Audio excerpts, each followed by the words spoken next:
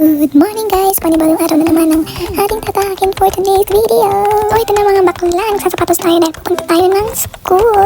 Kasi nga diba OJT namin and munti ka na ako malate dito sa bandang to. Oh my god, mga bakla, inamin ko. Tinatamad talaga akong pumasok. So ayan, umaga at kita nyo naman, grabe, napakakulimlim ng kalangitan. So yeah.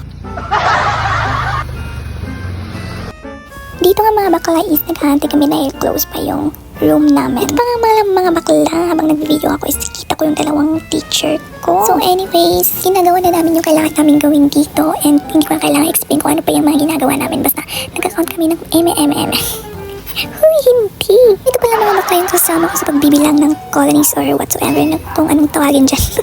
So bali nga mga bakla, yung ginagawa namin dito is OJT namin and 1 month siya and kailangan namin tapusin yung 8 AM to 4 PM na time namin completely and depende din sa'yo kung gusto mag-overtime or hindi.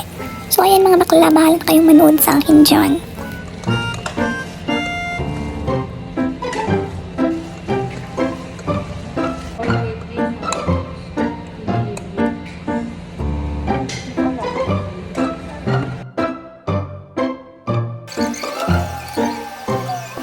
So ito na nga mga guys, in merienda time, it's already 10 or 11 AM. So ito na nga mga bakla, nalimutan ko yung wallet ko sa bandang to, kaya umuwi na lang ako at kumain sa labas. So yun lang naman yung mga ganap ko sa buhay. Charis mga ganap ko sa araw na to. So dito is nagluluto ako ng ulam ko dahil gutom na ako. And corned beef at patatas. So bye!